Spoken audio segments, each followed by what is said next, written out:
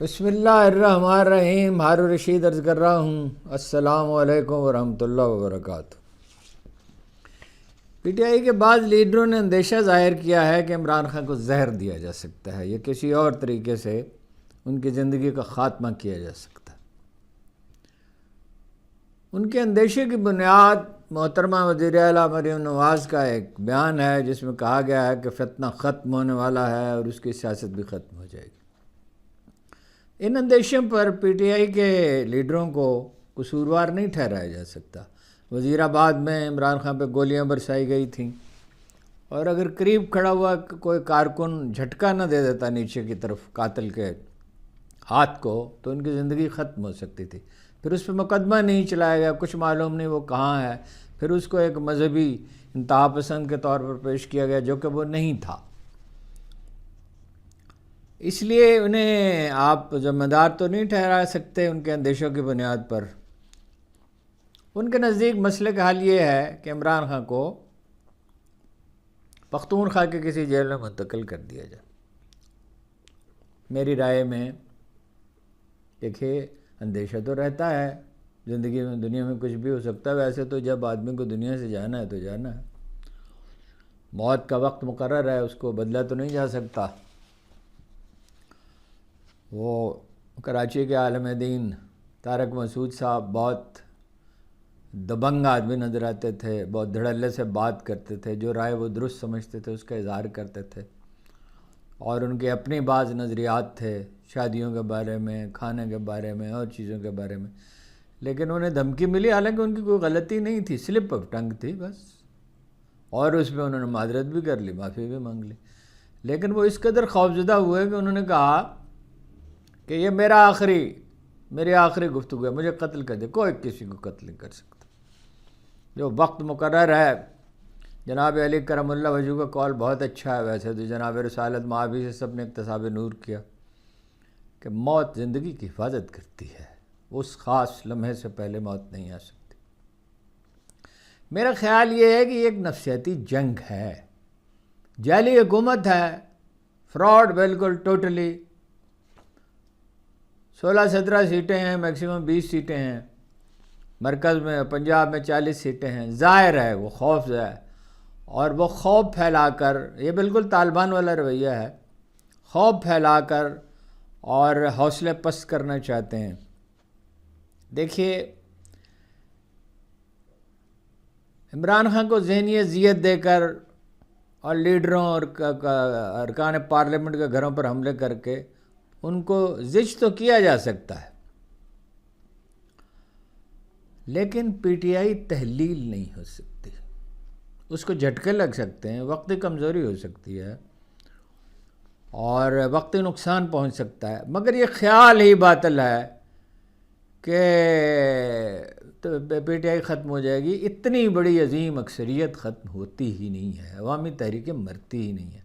خدا نخواستہ عمران خان کو کچھ ہو جائے پھر بھی یہ باقی رہے گی. اس لیے کہ مسئلہ صرف عمران خان کی ذاتی مقبولیت کا نہیں ہے. جو ان کے خدا نخواستہ حادثہ ہو جائے تو میرے خیال میں نہیں ہوگا، ان کی مقبولیت اور بڑھ جائے گی، وہ ایک علامت بن جائیں گے. اور جب 70% لوگ ساتھ ہیں اور میڈیا مالکان سمجھوتا کر چکے، ایک تو $50 بلین امریکہ خرچ کرتا ہے میڈیا پر، ایک حکومت کا دباؤ ہے، ایک سرکاری اشتہارات ہیں. سب کے سب لوگ تو ویسے پیسے نہیں لیتے، ایسے لوگ بھی ہیں جو پیسے نہیں لیتے مگر ڈرے ہوئے تو ہیں، کاروبار ہیں. اصل میں تو میڈیا نہیں ہے، اصل میں تو ان کے دوسرے کاروبار ہیں. مگر جرنلسٹوں کو آپ دیکھیے کہ ان میں بہت سے ڈٹ کر بات کرتے ہیں اور حکومت سے مروب نہیں ہیں، اور چاہے ان کی تعداد کم ہو یا زیادہ ہو، بات تو انہی کی سنی جاتی ہے. پھر جیسے میں نے عرض کیا 70% لوگ اس کے ساتھ ہیں. عمران خان کی مقبولیت کی وجہ صرف ان کا کرزما اور کرپشن کے خلاف ان کی جدوجہد نہیں ہے. ان کا سب سے بڑا ایسٹ ان کے مخالفین ہیں جو تھاروری کرپٹ ہیں، ناکردہ کار ہیں، بیکار ہیں، بے معنی ہیں. اور شہباز شریف کی تو یادداشت ہی ختم ہو گئی. نواز شریف صاحب جو ہیں وہ خاک چاٹ کر لوٹ گئے اور واپس نہیں آ سکتے آسانی سے، آئیں بھی تو بے معنی ہیں، بار میں کھلاڑی ہیں. اسٹیبلشمنٹ عمران خان سے کتنی نفرت کرتی ہو، کرائن یہ ہیں کہ اس کی زندگی کا خاتمہ نہیں چاہتے تو ہوں گے کسی وقت شاید، لیکن اب تو وہ ان سے بات چیت کر رہے ہیں۔ تازہ ترین اطلاع بھی یہ ہے کہ ایک وفد جا کے ملا اور ٹکا سا جواب انہیں ملا ہے، کیونکہ وہ بلیک میل ہونے پہ تو کبھی تیار نہیں ہوتا زندگی میں، یہ اس کے مستقل ایٹیچیوڈ ہے۔ وہ چاہتے اس سے یہ ہیں کہ وہ اس حکومت کو عارضی طور پہ مان لے، اور چاہتے یہ ہیں کہ اس طرح انہیں وقت مل جائے گا، معاشی استحکام ہو جائے گا، جو نہیں ہو سکتا۔ معاشی استحکام کے عوامل ہی نہیں ہیں اکثریت حکومت کے بغیر، اور وہ بھی اکثریت حکومت بھی آ جائے تو بھی سیاسی استحکام ضروری ہوگا، کشیدگی کا خاتمہ ضروری ہوگا۔ تو جیل میں عمران خان کی کوٹھڑی میں وفود جا کے ان سے ملتے ہیں مگر کچھ حاصل نہیں ہوتا۔ وہ نفسیاتی جنگ ہے، اس کو سمجھیں۔ یہ خواجہ آصف قسم کے لوگ جو ہیں یہ روز کیوں کہتے ہیں کہ جی مفاہمت ہوگی تو 5 دن بجلی کیسے بند رہی، 10 دن کمرے سے کیوں نہیں نکلنے دیا گیا، کھانا کیوں خراب دیا جاتا ہے، ورزش والی بائیسیکل کیوں لے لی گئی، جانوروں جیسے سلوک کیوں کیا جا رہا ہے، دھمکایا کیوں جا رہا ہے، پنجوتھا کو کیوں غائب کیا گیا جس پہ آج عمران خان نے بات کی، 21 دن سے غائب ہے، اس لیے کہ وہ فوکل پرسن تھے۔ کوئی مفاہمت نہیں، سفید جھوٹ ہے، جاننے والے سب جانتے ہیں۔ ہر باخبر آدمی جو اپنا ذہن اپلائی کرتا ہے اور پراپیگنڈے سے متاثر نہیں ہوتا اور سیلف پٹی کا شکار نہیں ہے، اور جو یہ نہیں سمجھتا کہ فیصلے عرش بری پہ ہوتے ہیں، زمین پہ نہیں ہوتے، اور حکمران بہت کمزور ہیں۔ پختونخوا میں اور بلوچستان میں تو حکومت کی رٹی ختم ہو چکی، پولیس ناکارہ ہو چکی ہے، اب وہ جرائم کر سکتی ہے، جرائم کو روک نہیں سکتی۔ ایف بی آر پہ کوئی ہاتھ ڈالنے کے لیے تیار نہیں ہے، جہاں دن بار سارا دن لوٹ مار جاری رہتی ہے۔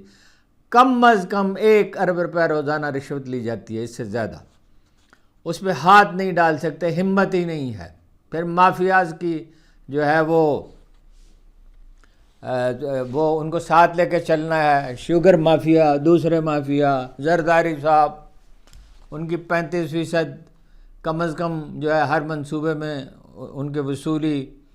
اور وہ ابھی تازہ واقعہ یہ ہے کہ حسن نظامانی کو چند دن پہلے پولیس والے لے گئے، اس میں سندھ کے اخبار نویس، ذمہ دار اخبار نویس الزام لگا رہے ہیں کہ وزیر داخلہ ملوث ہیں اور حیدرآباد کے ڈی پی او ملوث ہیں، جو رشتہ دار ہیں وزیر داخلہ کے۔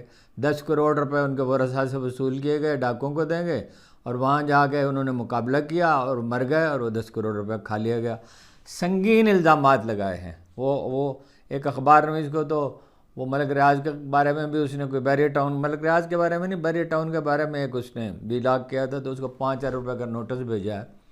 اور ملک ریاض صاحب بھی اللہ کی شان لوگوں کو ڈرا رہے ہیں، بھائی وہ سہولتیں ختم ہو گئیں، مینٹیننس بند ہو گئی، کھربوں روپے وہ ملک سے باہر لے گئے ہیں، ان کے رشتہ دار بھی، انہوں نے کیا اچھا سبق پڑھایا، لوگوں کو لوٹ رہے ہیں، 2 ہاؤسنگ سوسائٹیاں اور ہیں ان کے رشتہ داروں کی۔ تو یہ جو ہیں مافیاز ہیں، یہ ملک ریاض کا ذکر تو ایسے ہی آ گیا بیچ میں۔ تو ملک ریاض سے بھی اگر اخبار نویس ڈر گئے، ایماندار اخبار نویسوں کی بات کر رہا ہوں، میڈیا گروپس کی بات نہیں کر رہا جو اس کے خلاف کوئی خبر نہیں دیتے، تو کمال ہی ہے۔ ہاں جی، ملک ریاض جو ہیں جن میں اتنی ہمت نہیں ہے کہ ذرا سے دباؤ سے ایسے کہ آنسوں سے رونے لگتے ہیں، اور جنہوں نے ہر قابل ذکر آدمیوں کو برائب کیا ہے، چودھریوں کو کیا ہے، زرداری صاحب کو حصہ دار بنایا ہے، 40,000 روپے شریف خاندان کو دیے ہیں۔ تو میں نہیں سمجھتا، اس نفسیاتی جنگ کا علاج یہ نہیں ہے، اس کی اسٹریٹجی ٹھیک نہیں ہے۔ پی ٹی آئی کی اسٹریٹجی یہ ہونی چاہیے، دیکھیے کہ اس نے ٹھیک کہا ہے، بالکل صحیح بات کہی ہے اس نے، اپنا اللہ ان کا بھلا کرے رائے سلمان اکرم کا، کہ 8-10 ہزار کے جلوس سے کچھ نہیں ہوگا، 2,000 کو گرفتار کر لیں گے، باقیوں کو بھگا دیں گے، 4-5 لاکھ آدمی ہونے چاہیے۔ دوسری حکمت عملی یہ ہو سکتی ہے کہ اس کے لیے لمبی کمپین کرنی ہوگی، کئی ماہ کی، کہ ہر شہر میں مظاہرے ہوں، ہر محلے میں مظاہرے، ہر گاؤں میں مظاہرے ہوں۔ لوگ تو ناراض ہیں، کاشتکار تو برباد ہو گئے، گندم گئی، دھان گیا، چاول گئے، مکئی کی فصل برباد ہوئی، اور ان کو مافیا کہا جاتا ہے۔ وہ تو ان کا لیڈر کوئی نہیں ہے، لیڈر ان کو چننا ہوگا، تنظیم ان کو بنانی ہوگی، یہی مسئلے کا حل ہے۔ اور سرکاری قیمت اگر نہیں مقرر ہوتی پھر بھی ان کا جو ہے ان کی جو فصلیں ہیں جو کچھ بھی ہے ان کی سبزیاں فصلیں گندم چاول گنا ہر چیز صحیح قیمت پہ بکنی چاہیے. عمران خان کے دور میں شوگر ملیں پابند تھی بر وقت ادائیگی کرنے کی. اب شوگر ملوں کو آزادی ہے, چینی ایکسپورٹ کریں, مزے کریں, پیسے لیں, اور ظاہر ہے کہ سب طاقتور طبقات تو حکومت کے ساتھ کھڑے ہوں گے, میڈیا گروپ بھی اس کے ساتھ کھڑے ہوں گے, جاگیردار جو ٹیکس نہیں دیتے, کارخانہ دار بھی پورا ٹیکس نہیں دیتے, 8-10 ہزار روپے ٹیکس کھایا جاتا ہے, اسی کی وجہ سے بھیک مانگنی پڑتی ہے, ورنہ پاکستانی معیشت اتنی چھوٹی تو نہیں ہے. اور حالت یہ ہے کہ پہلے اسکول بیچ دیے, اب جو ہے وہ بیسک ہیلتھ یونٹ بیچ رہے ہیں, ہر چیز بیچ دیں گے, ملک بیچ دیں گے.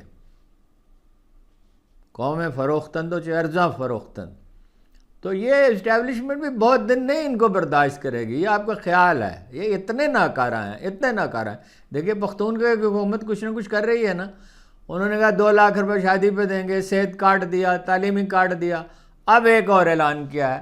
دیکھیے پختونخوا حکومت نے, علی امین گنڈا پور جو بھی ہوں, لیکن پختونخوا کی حکومت کانشیس ہے, اس کا ایک مومنٹم ہے, بہت مثالی تو نہیں ہے, پوری توجہ گورننس پہ تو نہیں ہے, بڑکے مارنے پہ ہے. وہ علی امین کی گنڈا پور کی بڑکوں سے نہیں ہوگا, ایک جینون اور صحیح سوچی سمجھی ٹھنڈے دل سے بنائی گئی حکمت عملی پہ ہوگا. سیاسی کمیٹی میں آہنگ پیدا کرنے سے ہوگا, غداروں کو نکالنے سے ہوگا, اور انڈیویجولز کو منع کیا جائے, چاہے شیر افضل مروت ہو, چاہے وہ صحیح بات بھی کر رہے ہوں, کہ بھائی بیانات پارٹی پالیسی کے مطابق دیں. اس میں دیکھیے وہ سب سے محتاط ہیں وہ جو سیکرٹری اطلاعات ہیں شیخ صاحب, کہ وہ کہتے ہیں جی میرا اختیار نہیں ہے, میں سیکرٹری اطلاعات ہوں, جو پارٹی کہے گی, جو موقع مجھے بتایا جائے کہ میں تو اس کا اظہار کروں گا, میں اپنی ذاتی رائے دیتا ہی نہیں. تو یہ جو ہے نا انڈیویجولسٹ, اور جو اپنی عظمت کا پرچم لہرانا چاہتے ہیں, ان کو منع کیا جائے. نہیں منع ہوتے تو یہ ان سے کہہ دیا جائے کہ آپ بیان نہیں دے سکتے, اور اگر آپ دیں گے تو پارٹی ڈسون کر دے گی اس بیان کو, اس کی تردید کر دیں. اس میں گھبرانے کی ضرورت نہیں ہے, مخمصے میں پڑھنے کی ضرورت نہیں ہے. جو مخمصے میں پڑھتا ہے, ایزنہاور کہتے تھے, جو مخمصے میں پڑھتا ہے وہ بدترین صورت ذہنی کیفیت کا شکار ہوتا ہے. فیصلہ نہ کرنا جو ہے وہ خطرناک ہے. غلط فیصلے کی تو پھر بھی کوئی نہ کوئی حل نکالا جا سکتا ہے, غلط فیصلہ ہو جائے تو اس کی تصحیح کی جا سکتی ہے, مگر مخمصے میں نہیں پڑھنا چاہیے. مخمصے میں ہیں پٹائی کے بہت سارے لوگ, اور حکمت عملی واضح نہیں. حالانکہ بیٹھیں وہ لوگ, بیٹھ کے بات کریں, آپس میں سلجھائیں چیزوں کو, ایک حکمت عملی بنائیں. اور حکمت عملی ہی جان میں نہیں بنتی ہے, ٹھنڈے دل سے بیٹھ کر بنتی ہے. اور کارکنوں کو چاہیے, منجھے ہوئے کارکنوں کو, کہ انہیں صحیح مشورے دیں. اور ایک صاحب نے مجھے لکھا بڑے غصے سے, کبھی نہ کبھی ایسا میسج, آپ کوئی لیڈر ہیں کہ آپ مشورے دیتے ہیں؟ ہاں میں مشورے دیتا ہوں, ہر آدمی کا کام ہے مشورے دینا. میں کوئی مشورے مسلط تو نہیں کرتا کسی پہ, اور میرا مشورہ اگر ان کے نزدیک نادرست ہے تو اس کو نہ مانیں, اور اگر درست ہے تو مان لیں. یہ فیصلہ تو انہوں نے کرنا ہے, ہم نے تو نہیں کرنا. لیکن یہ بہرحال مشورے ہی سے کام دنیا کے چلتے ہیں, اور مشورے دینے میں کوئی برائی نہیں ہے, نیک نیتی سے دینا چاہیے. سپریم کورٹ بار ایسوسی ایشن میں پہلے تو اطلاع یہ تھی کہ پوری طرح جیت رہا ہے انڈیپینڈنٹ گروپ, اور الزام ہے کہ 5 ارب روپے ان کو دیے گئے ہیں. لیکن اس سے بھی بڑی بات یہ ہے کہ ان کو پلاٹوں کا وعدہ کیا گیا. اب ہر آدمی کو 1-1.5 کروڑ روپے کا پلاٹ ملے گا تو وہ کیوں ووٹ دے گا؟ میں کب سے آپ سے کہہ رہا ہوں کہ وکیلوں پہ زیادہ وہ نہ کریں. لیکن اب اطلاع یہ ہے کہ سیکرٹری جنرل ان کا جیت گیا ہے, اور کراچی اور دوسرے شہروں میں انہیں بالاتری حاصل ہے. 12 وکیل کچھ زیادہ نہیں کر سکتے. اور دھاندلی بھی جو ہے وہ کاکڑ صاحب کا کہنا ہے, جو حامد خان گروپ کے ہیں امیدوار, کہ 25 ووٹ تو انہوں نے پکڑے جو ان کے ضائع کیے گئے. عمران خان نے بڑی اہم گفتگو کی ہے. انہوں نے کہا میرے ساتھ جانوروں سے بدتر سلوک کیا جا رہا ہے, جانوروں سے بدتر. سیل کی بجلی 5 دن بند رہی, 10 دن سیل سے باہر نہیں نکلنے دیا گیا. ڈاکٹروں, خاندان اور وکلاء سے ملنے کی اجازت نہیں دی گئی. وہ مجھے توڑنا چاہتے ہیں, ظلم کے باوجود انشاءاللہ میں ٹوٹوں گا نہیں. بعض الفاظ میں کہتا ہوں کہ جس نے 26ویں ترمیم کے حق میں ووٹ دیا اس نے ملک سے غداری کی. مجھے پنجرے میں رکھ کر جو اذیت دی گئی یہ نیچ, گھٹیا اور افسوسناک حرکت ہے. نواز شریف کو پاکستان کے مستقبل اور مفاد سے کوئی دلچسپی نہیں. جب وہ وزیر اعظم تھا تو وہ 22 دفعہ ملک سے باہر گیا. اب تو خیر وہ 12واں کھلاڑی ہے. پنجوتھا صاحب کے اس پہ میں نے آپ سرچ کیا، بہت تشویش کا اظہار کیا، کہا وہ میرا فوکل پرسن ہے۔ منڈی بہاؤالدین میں سابق رکن اسمبلی اعجاز چودھری کے بھائی جو اب رکن اسمبلی ہیں، حاجی امتیاز صاحب، وہ ان کی بھابھی نے پریس کانفرنس کی ہے اور کہا کہ گھر پہ نامعلوم افراد نے حملہ کیا۔ تو ظاہر ہے، ویسے تو حاجی امتیاز صاحب کے بھی کارنامے بہت ہیں، کسی وقت، اس وقت تو نہیں، پھر کبھی بتاؤں گا، اور اعجاز چودھری صاحب کے بھی۔ یہ اعجاز چودھری دوسرے ہیں منڈی بہاؤالدین والے، تو وہ جو ہیں ترغیب، توہین، تذلیل، مطلب کمزور حکومت ہے، خوف زدہ ہے۔ زرتاج گل پہ مقدمات کی تعداد 51 ہو گئی ہے، اور وجہ یہ ہے کہ وہ ڈٹ کر بات کرتی ہیں، اور یہی اپنا ایمان مداری کا مسئلہ ہے۔ کہا جاتا ہے کہ ان پر تشدد کیا گیا، ان کا جرم بھی یہی ہے۔ دیکھیے، پاک فوج، ایک بات اس سے سب لوگ اختلاف کرتے ہیں، مجھ سے لوگ غصے میں ہیں اس لیے کرتے ہیں، پنجاب پولیس نہیں بننا چاہتے، اس لیے نواز شریف کو وزیر اعظم نہیں بنایا گیا۔ ان کا انداز فکر یہ تھا کہ چیف کو برائب کریں اور اپنا اس کو پنجاب پولیس بنائیں، اس لیے انہوں نے شہباز شریف کو چنا، جو کہ خوش آمد کے خوگر ہیں، اور کر یہ کچھ نہیں سکتے۔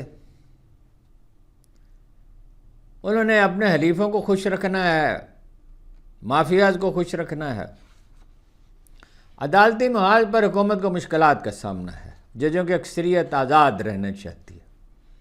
تمام کوششوں کے باوجود جسٹس منصور علی شاہ اور جسٹس منیب اختر کو وہ برطرف مستعفی ہونے پہ آمادہ نہیں کر سکے، اور انہی کا پلہ بھاری، اس لیے نہیں بھاری، ان کے پاس کیا اختیار ہے، وہ کسی کو کیا دے سکتے ہیں، اس لیے کہ وہ دلیر لوگ ہیں اور معتدل بھی ہیں، وہ پی ٹی آئی کے حامی نہیں ہیں۔ یہ بالکل غلط مغالطہ ہے۔ 27ویں ترمیم تو رہی ہے ایک طرف، 26ویں ترمیم بھی مسترد ہو سکتی ہے، کیونکہ دستور کے بنیادی ڈھانچے سے متصادم ہے، پارلیمانی نظام، بنیادی حقوق، عدلیہ کی آزادی۔ بالا تر طبقات ظاہر ہے حکومت کے ساتھ ہیں، وجوہات میں آپ سے بیان کر چکا ہوں، لیکن خلق خدا کس کے ساتھ ہے؟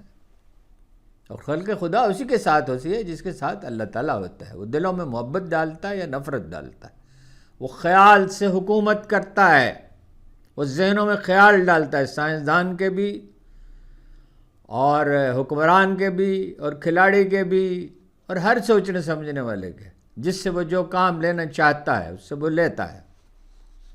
فرمایا ہر ذی روح کو ہم نے اس کے ماتھے سے تھام رکھا، یہ قرآن کریم کی آیت ہے۔ ڈیسیژن میکنگ برین پہ خیال کا نزول ہوتا ہے، ایک اچھا خیال آتا ہے، ایک برا خیال آتا ہے، ایک تازہ خیال آتا ہے، ایک تقلید کا خیال آتا ہے، اس میں سے انتخاب کرنا ہوتا ہے۔ مولانا فضل الرحمان سمیت، جمیت اچکزئی صاحب سمیت اور سردار اختر مینگل سمیت سب لوگ سیاسی موسم کا تیور پہچانتے ہیں، اس لیے وہ حکومت کے ساتھ چلنے کے لیے تیار نہیں ہے۔ میڈیا مالکان نے سرنڈر کر دیا، اس کی وجوہات میں نے آپ کو بتا دی ہیں۔ حکومتی ترجیحات جو ہیں وہ مضحکہ خیز حد تک غلط ہیں، مضحکہ خیز حد تک۔ فقط اس مالی سال میں 9,600 ارب روپے بجلی گھروں کو دیے گئے، 960 ارب روپے سرکاری اہتمام سے چلنے والے کاروباری اداروں کی نظر ہو گئے، 8-10 ہزار ارب روپے کا نقصان ایف بی آر نے کر دیا۔ پولیس الگ تباہی مچاتی ہے، وہ بھی ایک طرح کا ٹیکس ہے جو لوگوں سے رشوت کے طور پر وصول کرتی ہے۔ یہ راہ جاتے مزدور کو پکڑ لیتے ہیں، شناختی کارڈ دکھاؤ، میاں بیوی آ رہے گا، نکاح نامہ دکھاؤ، تو وہ تو ایک لشکر بن گئی ہے بھیڑیوں کا، استثناء کے سوا کہیں کہیں کوئی شریف آدمی بھی ہیں۔ پولیس کو جس راستے پر انہوں نے ڈال دیا ہے، اب یہ کسی کام کی نہیں رہی۔ افسر شاہی یا سرنڈر کر گئی ہے، یا حکومت کا ساتھ دے رہی ہے، یا لا تعلق ہو گئی ہے۔ اور یہ ان سب چیزوں کے ہوتے ہوئے معاشی ترقی کا کیا سوال ہے جی؟ معاشی ترقی تو وہاں ہوتی ہے جہاں انصاف ہو، امن ہو، استحکام ہو۔ سول ادارے ہی اگر اپنا کردار ادا نہ کر رہے ہوں، یہ تو کہ مسلمان حقیقت ہے. یہ ہے جناب امریکہ، اور یہ اس کے ساتھ کیلیفورنیا کے ساتھ، کیا وہ اس ملک کا نام ہے، یہاں 2-3 گنا آمدن ہے. وجہ کیا ہے؟ وجہ سول ادارے ہیں. یہ کوریا ہے، تہذیب ایک، تمدن ایک، تاریخ ایک، زبان ایک، وہاں آمدن جو ہے اس سے کئی گنا زیادہ ہے جنوبی کوریا میں. وجہ سول ادارے ہیں. سول اداروں کا بغیر نہیں. افغانستان کے بارے میں بعض لوگ یہ تصور دے دیتے ہیں وہ سپر پاور بن جائے گا. کبھی بھی نہیں بن سکتا.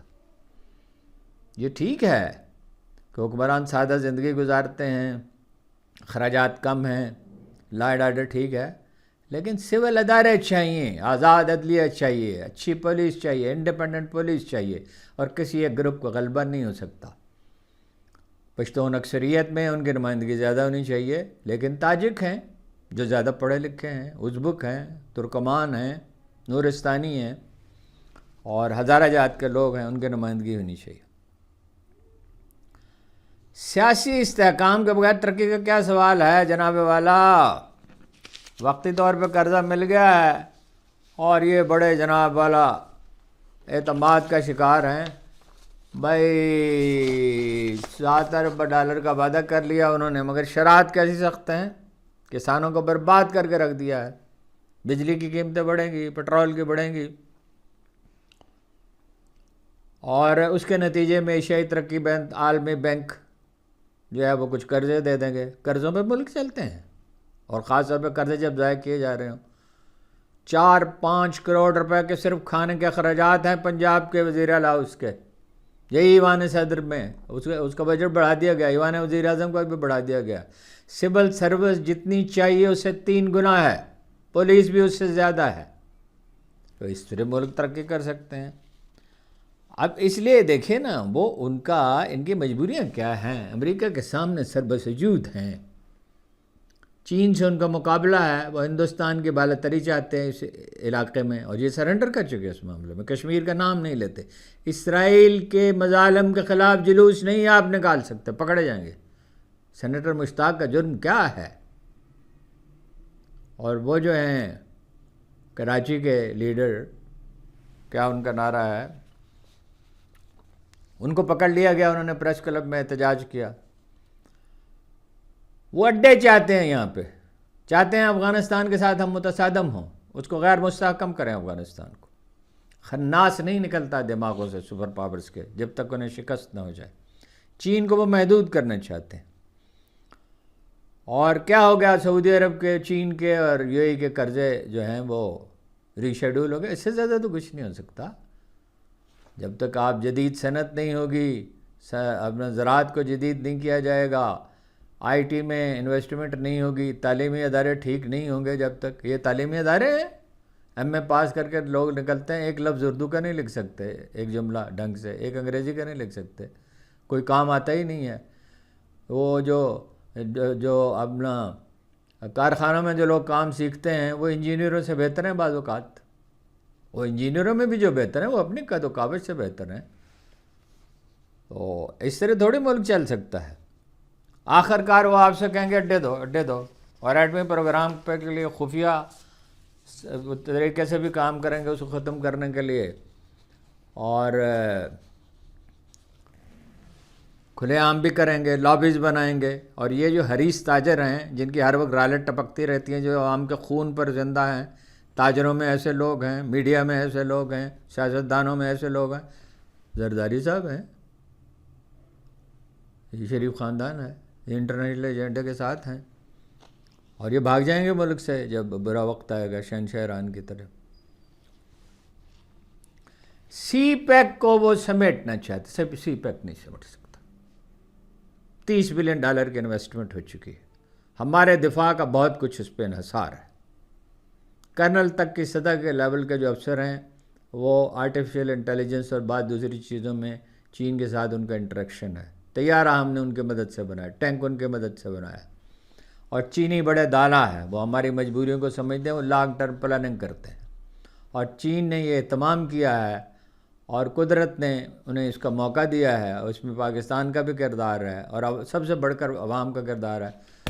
سری لنکا، مالدیپ، پاکستان، سکم، بھوٹان، برما، سبھی 7 کے 7 ملک جو ہیں پڑوسی جو ہیں وہ انڈیا کے خلاف ہو چکے ہیں۔ انڈیا جو ہے وہ الٹیمیٹلی خطرے میں، اور جس جو مذہبی انتہا پسندی انہوں نے پیدا کر دی، معاشرے میں کوہیژن کا کوئی امکان ہی باقی نہیں رہا، سوال ہی پیدا نہیں ہوتا۔ وہ وقتی ترقی پہ نہ جائیں، ان کی آخر کو اسے ٹوٹنا ہے۔ یاد رکھیے کہ آخری فتح جمہوریت کی ہوگی۔ جب لوگ تل جاتے ہیں، یہ صرف قدرت کے اشارے یہ ہیں کہ صحیح حکمت عملی اپناؤ، اور سوشل میڈیا کی حکمت عملی بھی ٹھیک نہیں ہے۔ آپ کو شاید عجیب لگے، صرف غلبہ کافی نہیں ہوتا، نتیجہ یہ ہے، مقصد الیکشن ہونے چاہیے، اور شفاف الیکشن ہونے چاہیے، اس کے لیے پلاننگ ہونی چاہیے، بات دلیل سے کرنی چاہیے، دلیل کا کوئی جواب نہیں ہوتا۔ گالی کا کیا ہے؟ گالی تو آپ کے حریف کو ایک طرح سے طاقتور بناتی ہے، اسے اکساتی ہے کہ وہ آپ کے خلاف ڈٹ کے کھڑا ہو جائے۔ صرف دل کا بخار نہیں نکالنا ہوتا۔ پرامن احتجاج، اچھی تنظیم، اب فوری طور پہ تو نہیں بن سکتی، مگر جو ہو سکتا ہے وہ کرنا چاہیے۔ غداروں کو جو ہے نکالنا چاہیے۔ جو لوگ جو ہیں وہ اپنا ذاتی اپنے علم لہرائے پھرتے ہیں، ان کو منع کرنا چاہیے۔ نہیں منع ہوتے تو ان کی تردید کریں، جو بھی وہ آدمی ایسی بات کرے اس کی تردید کریں۔ مگر جو تنظیم میں بہتری ہو سکتی ہے وہ کرنی چاہیے۔ پھر ایک حکمت عملی یہ ہو سکتی ہے، کراچی، لاہور، پشاور، فیصل آباد، گوجرانوالہ، حیدرآباد، جتنے بڑے شہر ہیں، ان سب میں مقامی طور پر مظاہروں کا اہتمام کرنا چاہیے۔ پرامن مظاہرے، اور پولیس اس قابل نہیں ہے کہ اس پہ قابو پا سکے۔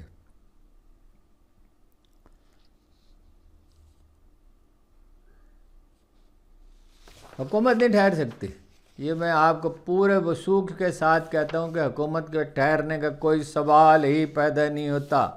ان کے دن گنے جا چکے، یہ صرف اللہ تعالیٰ جانتا ہے کہ کتنے دن ہیں ان کے پاس۔ بس یہی جناب ضروری باتیں تھیں۔ خبریں تو بہت ہیں، بے شمار ہیں، ختم نہیں ہوں گی، لیکن بات لمبی ہو جاتی ہے، اس لیے اجازت دیجیے۔ آپ کا بہت بہت شکریہ۔